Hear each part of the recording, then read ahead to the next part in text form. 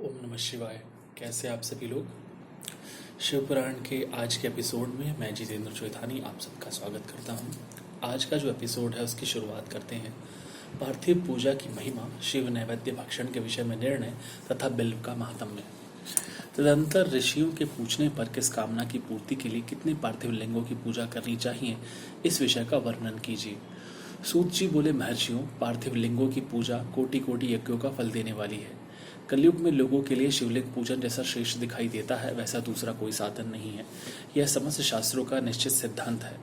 शिवलिंग भोग और मोक्ष देने वाला है। लिंग 3 प्रकार के कहे गए हैं, उत्तम, मध्यम और अधम।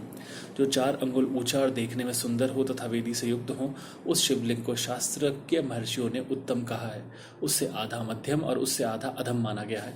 इस तरह 3 प्रकार के शिवलिंग कहे गए हैं जो उत्तरोत्तर श्रेष्ठ है। ब्राह्मण, क्षत्रिय, वैश्य, शूद्र अथवा विलोम संकर कोई भी क्यों न हो, वह अपने अधिकार के अनुसार वैदिक अथवा तांत्रिक मंत्र से सदा आदरपूर्वक शिवलिंग की पूजा करें। ब्राह्मणों, महर्षियों, अधिक कहने से क्या लाभ। शिवलिंग का पूजन करने में स्त्रियों का तथा अन्य सब लोगों का भी अधिकार है। द्विजों के लिए वैदिक पद्धति से ही शिवलिंग की पूजा करना श्रेष्ठ है, परंतु अन्य लोगों के लिए वैदिक मार्ग से पूजा करने की सम्मति नहीं है। वैदज्ञ द्विजों को वैदिक मार्ग से ही पूजन करना चाहिए, अन्य मार्ग से नहीं। यह भगवान शिव का कथन है। दधीची और गौतम आदि के शाप से जिनका चित्त दग्ध हो गया है, उन द्विजों की वैदिक कर्म में श्रद्धा नहीं होती। जो मनुष्य वेदों तथा स्मृतियों में कहे हुए सत्कर्मों की अवहेलना करके दूसरे कर्म को करने लगता है, उसका मनोरथ कभी सफल नहीं होता। इस प्रकार विधि पूर्वक भगवान शंकर का नैवेद्यांत पूजन करके उनकी त्रिभुवनमयी 8 मूर्तियों का भी वही पूजन करें। पृथ्वी, जल, अग्नि, वायु, आकाश, सूर्य, चंद्रमा तथा यजमान, ये भगवान शंकर की 8 मूर्तियां कही गई हैं। इन मूर्तियों के साथ साथ शर्व, भव, रुद्र, उग्र, भीम, ईश्वर, महादेव तथा पशुपति, इन नामों की भी अर्चना करें। तदनंतर चंदन, अक्षत और बिल्वपत्र लेकर वहां ईशान आदि के क्रम से भगवान शिव के परिवार का उत्तम भक्ति भाव से पूजन करें। ईशान, नंदी, चंड, महाकाल, भृंगी, वृष, स्कंद, कपर्दीश्वर, सोम तथा शुक्र, ये 10 शिव के परिवार हैं जो क्रमशः ईशान आदि 10 दिशाओं में पूजनीय है।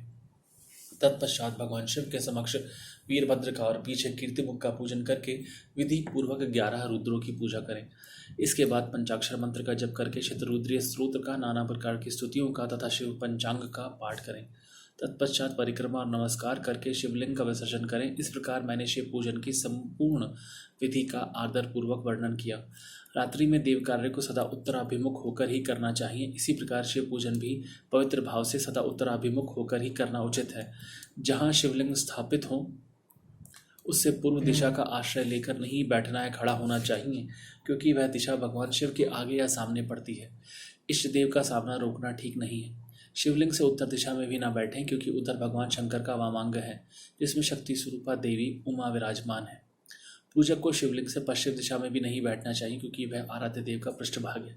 पीछे की ओर से पूजा करना उचित नहीं, अतः अवशिष्ट दक्षिण दिशा ही ग्राह्य है, उसी का आश्रय लेना चाहिए। तात्पर्य यह है कि शिवलिंग से दक्षिण दिशा में उत्तराभिमुख होकर बैठे और पूजा करें। विद्वान पुरुष को चाहिए कि वह भस्म का त्रिपुंड लगाकर रुद्राक्ष की माला लेकर तथा बिल्व पत्र का संग्रह करके ही भगवान शंकर की पूजा करे, इनके बिना नहीं। मुनिवरों, शिव पूजन आरंभ करते समय यदि भस्म ना मिले तो मिट्टी से भी ललाट में त्रिपुंड अवश्य कर लेना चाहिए। ऋषि बोले, मुने, हमने पहले से ये बात सुन रखी है कि भगवान शिव का नैवेद्य नहीं ग्रहण करना चाहिए। इस विषय में शास्त्र का निर्णय क्या है, यह बताइए, साथ ही बिल्व का महात्म्य भी प्रकट कीजिए। सूत जी ने कहा, मुनियों, अब शिव संबंधी व्रत का पालन करने वाले हैं, अतः आप सबको शतशः धन्यवाद। मैं प्रसन्नतापूर्वक सब कुछ बताता हूँ, आप सावधान होकर सुने। जो भगवान शिव का भक्त है, बाहर भीतर से पवित्र और शुद्ध है, उत्तम व्रत का पालन करने वाला तथा दृढ़ निश्चय से युक्त है, वह शिव नैवेद्य का अवश्य भक्षण करे। भगवान शिव का नैवेद्य अग्राह्य है, इस भावना को मन से निकाल दें। शिव के नैवेद्य को देख लेने मात्र से ही भी सारे पाप दूर हो जाते हैं। उसको खा लेने पर तो करोड़ों पुण्य अपने भीतर आ जाते हैं। आए हुए शिव नैवेद्य को सर झुकाकर प्रसन्नता के साथ ग्रहण करें और प्रयत्न करके शिव स्मरण पूर्वक उसका भक्षण करें। आए हुए शिव नैवेद्य को जो ये कहकर कि मैं इसे दूसरे समय में ग्रहण करूंगा, लेने में विलंब कर देता है, वह मनुष्य निश्चय ही पाप से बंध जाता है। जिसने शिव की दीक्षा ली हो, उस शिव भक्त के लिए यह शिव नैवेद्य अवश्य भक्षणीय है, ऐसा कहा जाता है। शिव की दीक्षा से युक्त शिव भक्त पुरुष के लिए सभी शिवलिंगों का नैवेद्य शुभ एवं महाप्रसाद है, अतः वह उसका अवश्य भक्षण करें। परंतु जो अन्य देवताओं की दीक्षा से युक्त है और शिव भक्ति में भी मन को लगाए हुए है, उनके लिए शिव नैवेद्य भक्षण के विषय में क्या निर्णय है, इसे आप लोग प्रेम पूर्वक सुने। ब्राह्मणों, जहाँ से शालग्राम शिला की उत्पत्ति होती है, वहाँ के उत्पन्न लिंग में रसलिंग, पारद लिंग में पाषाण हृदय तथा सुवर्ण से निर्मित लिंग में देवताओं तथा सिद्धों द्वारा प्रतिष्ठित लिंग में, केसर निर्मित लिंग में, स्फटिक लिंग में, रत्न निर्मित लिंग में तथा समस्त ज्योतिर्लिंगों में विराजमान भगवान शिव के नैवेद्य का भक्षण चांद्रायण व्रत के समान पुण्यजनक है। ब्रह्म हत्या करने वाला पुरुष भी यदि पवित्र होकर शिव निर्माल्य का भक्षण करके उसे सिर पर धारण करे तो उसका सारा पाप शीघ्र ही नष्ट हो जाता है। पर जहाँ चंड का अधिकार है, वहाँ जो शिव निर्माल्य हो उसे साधारण मनुष्य को नहीं खाना चाहिए। जहाँ चंड का अधिकार नहीं है, वहाँ के शिव निर्माल्य को सभी को भक्तिपूर्वक भोजन करना चाहिए। बाणलिंग, नरद्वेषर, लोहनिमित, स्वर्ण आदि धातुमय लिंग, सिद्धलिंग, जिन लिंगों की उपासना से किसी ने सिद्धि प्राप्त की है अथवा जो सिद्धों द्वारा स्थापित है, वे लिंग, स्वयंभू लिंग, इन सब लिंगों में तथा शिव की प्रतिमा मूर्तियों पर चंडलिंग का अधिकार नहीं। जो मनुष्य शिवलिंग को विधिपूर्वक स्नान कराकर उस स्नान के जल का 3 बार आचमन करता है, उसके कायिक, वाचिक और मानसिक तीनों प्रकार के पाप यहाँ शीघ्र नष्ट हो जाते हैं। जो शिव नैवेद्य, पत्र, पुष्प, फल और जलाग्राह्य है, वह सब भी शालग्राम शिला के स्पर्श से पवित्र ग्रहण के योग्य हो जाता है। मुनीश्वरों, शिवलिंग के ऊपर चढ़ा हुआ जो द्रव्य है वह अग्राह्य है, जो वस्तु लिंग स्पर्श से रहित है, अर्थात जिस वस्तु को अलग रखकर शिव जी को निवेदित किया जाता है, लिंग के ऊपर चढ़ाया नहीं जाता, उसे अत्यंत पवित्र जानना चाहिए। मुनिवरों, इस प्रकार नैवेद्य के विषय में शास्त्र का निर्णय बताया गया। अब तुम लोग सावधान हो, आदरपूर्वक बिलपत्र का बात महात्म्य सुनो। यह बिल्व वृक्ष महादेव का ही रूप है। देवताओं ने भी इसकी स्तुति की है। फिर जिस किसी तरह से इसकी महिमा कैसे जानी जा सकती है। तीनों लोकों में जितने पुण्य तीर्थ प्रसिद्ध हैं, वे संपूर्ण तीर्थ बिल्व के मूल भाग में निवास करते हैं। जो पुण्यात्मा मनुष्य बिल्व के मूल में लिंगा स्वरूप अविनाशी महादेव जी का पूजन करता है, वह निश्चय ही शिवपद को प्राप्त होता है।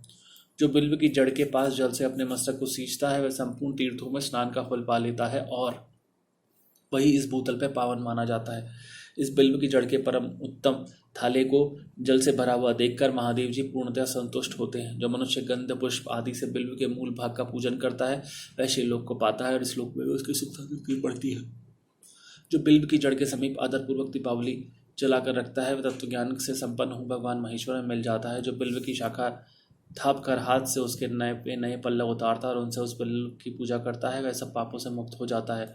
जो बिल्व की जड़ के समीप भगवान शिव में अनुराग रखने वाले एक भक्त को भी भक्तिपूर्वक भोजन कराता है, उसे कोटि गुना पुण्य प्राप्त होता है। जो बिल्व की जड़ के पास शिव भक्त को खीर और धृत से युक्त अन्न देता है, वह कभी दरिद्र नहीं होता। ब्राह्मणों, इस प्रकार मैंने सांगोपांग शिवलिंग पूजन का वर्णन किया। यह प्रवृत्ति मार्गी तथा निवृत्ति मार्गी पूजकों के भेद से 2 प्रकार का होता है। प्रवृत्ति मार्गी लोगों के लिए पीठ पूजा इस भूतल पर संपूर्ण अभिष्ट वस्तुओं को देने वाली होती है। प्रवृत्त पुरुष सुपात्र गुरु आदि के द्वारा ही सारी पूजा संपन्न करे और अभिषेक के अंत में नैवेद्य निवेदन करें।